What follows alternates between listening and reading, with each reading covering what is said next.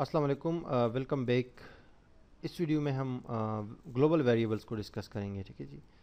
तो हम सिंपली एक इस पेज का एक डुप्लिकेट बना लेते हैं, सेव इस करते हैं इसको और ग्लोबल्स डॉट पी का नाम दे देते हैं इसको। ठीक है जी। और ये इसको हटा देते हैं और इसमें लिख लेते हैं, वो मैंने सेव कर दिया है। ठीक है जी। इसको मैं नाम दे देता हूँ ग्लोबल वेरिएबल्स। अब यहाँ पर जो है पीएचपी के ब्लॉग में हम इस पे बात करते हैं ग्लोबल वेरिएबल्स की। ग्लोबल कुछ ऐसे वेरिएबल्स होते हैं जो कि आपको कहीं से भी डेटा उठा के दे सकते हैं पीएचपी के अंदर। और जो कॉमन यूज़ होने वाले हैं ना, वो कुछ इस तरह होते हैं जैसे कि डॉलर अंडरस्कोर गेट। ठीक है जी। और dollar underscore post, dollar underscore server और डॉलर अंडरस्कोर फाइल्स और डॉलर अंडरस्कोर सेशन और डॉलर अंडरस्कोर रिक्वेस्ट।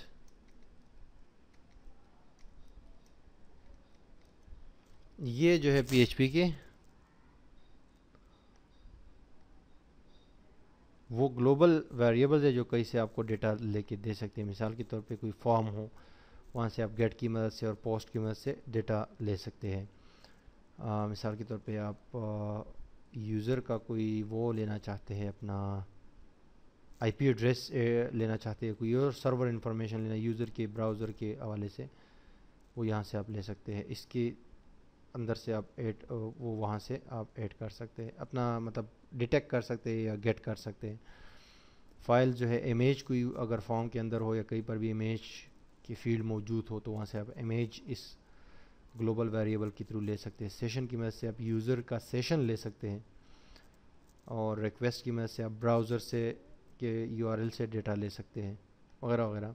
ये इस गेट के थ्रू भी आप जो है फॉर्म से भी डेटा ले सकते हैं और अपना ब्राउज़र के उससे, ब्राउज़र जो होता है ना, ब्राउज़र के अंदर जो वेरिएबल होता है उससे आप डेटा ले सकते हैं, सेव कर सकते हैं। मिसाल के तौर पे मैं एक फॉर्म बनाता हूँ यहाँ पर, HTML का form action is equal to, ये बाद में हम तफसील से डिस्कस करेंगे, test dot P H P, बल्कि एक्शन को छोड़ो, method is equal to get. जब गेट मेथड देंगे ना तो फिर हम डेटा इससे इसमें ले सकते हैं। इसमें एक इनपुट देता हूँ मैं, input type is equal to text और name is equal to text. यहाँ पर एक टेक्स्ट लिख देता हूँ और राइट समथिंग। ठीक है जी। Control S to save. और अब मैं जाता हूँ यहाँ पर अपना ब्राउज़र में, वापस जाता हूँ, वो पेज ओपन करता हूँ जो हमने अभी बनाया है। माई टेस्ट के अंदर हमारे पास ग्लोबल्स के नाम से ये पेज है, Global's dot P H P. Okay किया इसको। पेज चलेगा can not use for reading इस, यह एक्चुअली यहाँ पर जो हमने ये दी है ना सारी सर्वर वगैरह, इसको मैं ज़रा सा थोड़ा सा हटा देता हूँ फ़िलहाल के लिए, क्योंकि इसमें हमें वैल्यू देना ज़रूरी है ना। कंट्रोल एस करके सेव करता हूँ। अब बाकी यहाँ पर मैं रिफ्रेश करता हूँ, बल्कि इनको भी मैं हटा देता हूँ। ठीक है, क्योंकि इसमें वैल्यू एडेट करना ज़रूरी है। अब हमारे पास यहाँ पर आ जाएगा एक सिंपल सा फॉर्म। ये देखिए लिखा हुआ है राइट समथिंग, और एक बटन हम देते हैं यहाँ से,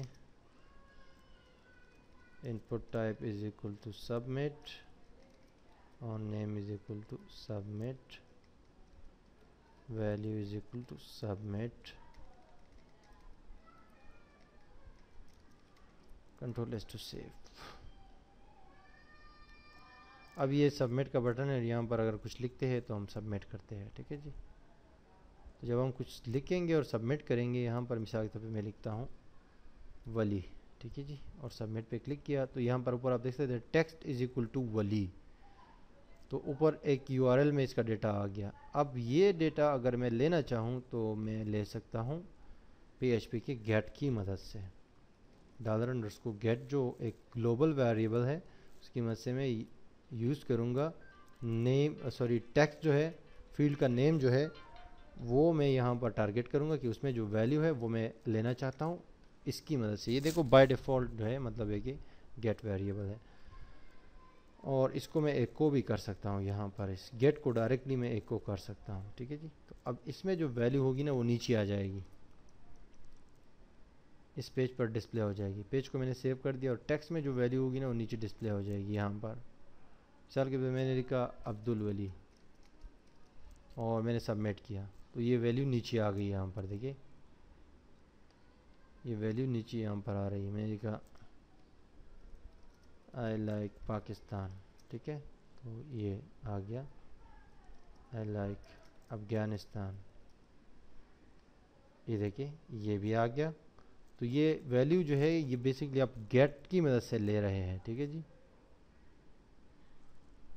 और ये चूंकि आप कहाँ से ले रहे हैं, यहाँ पर ऊपर जो यूआरएल है ना ये आप देख सकते हैं text is equal to I like Afghanistan, ये ग्लोबल वेरिएबल्स डॉट PHP, उसके बाद जो है क्वेश्चन मार्क है और ये वेरिएबल है बेसिकली, इसको यूआरएल वेरिएबल कहते हैं जिसको हमेशा हम गेट करते हैं इस गेट की मदद से, यानी गेट का जो डिफ़ॉल्ट है।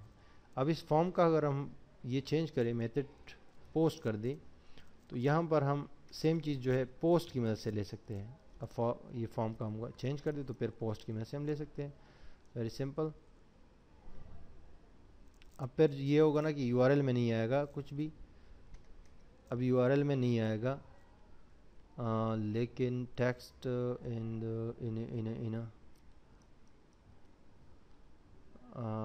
Post text $_post text name text, इसको हम एक लोकल वेरिएबल में सेव करते हैं।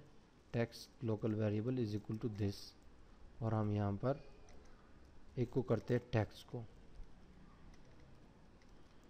Ctrl+S करके सेव करते हैं और पेज को रिफ्रेश करते हैं। अब यहाँ पर मैं कुछ लिखता हूँ ना, मिसाल के तौर पे अब्दुल वली,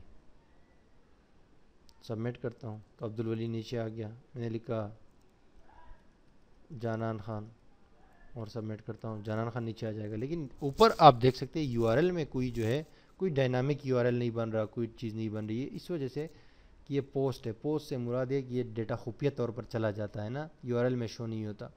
और जो गेट था ना, तो गेट जो है वो डेटा यूआरएल में भी शो हो जाता था। तो ये एक सिंपल सी चीज़ है। उसके बाद अगर हम चाहे तो हम यूज़ कर सकते हैं बेसिकली सर्वर, और यहाँ पर मैं लिख देता हूँ सर्वर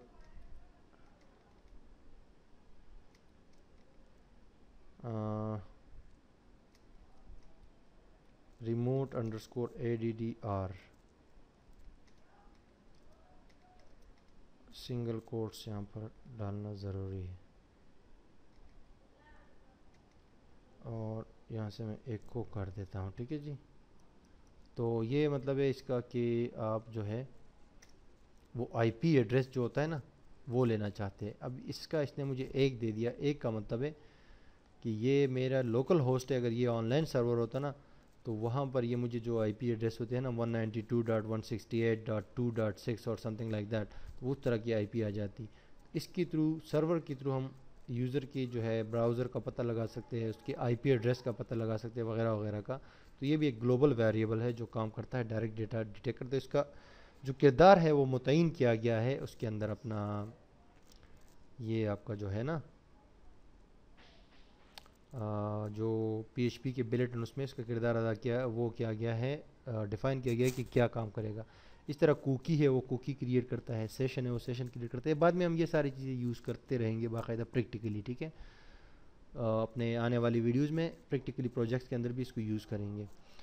तो ये अब आपका था ग्लोबल्स के हवाले से। अब नेक्स्ट जो है वीडियो में आपको मैं बताऊंगा एरेज। ये लोकल वेरिएबल्स मीन कि हम जो बनाते हैं ख़ुद, जो हमने बनाए हैं उसको डेटा असाइन किया है। ग्लोबल वेरिएबल मतलब जो PHP के अंदर ही है काम करते हैं, वो मतलब है कि हम उसका काम मुतय्यन है, उसके ज़रिए हम मुख्तलिफ जो है टास्क अंजाम दे सकते हैं, मुख्तलिफ डेटा वो डिटेक्ट कर सकते हैं या गेट कर सकते हैं। अब नेक्स्ट वीडियो में हम एरेज के ऊपर बात करेंगे कि एरेज कैसे काम करते हैं, तो कैसे यूज़ किया जाता है।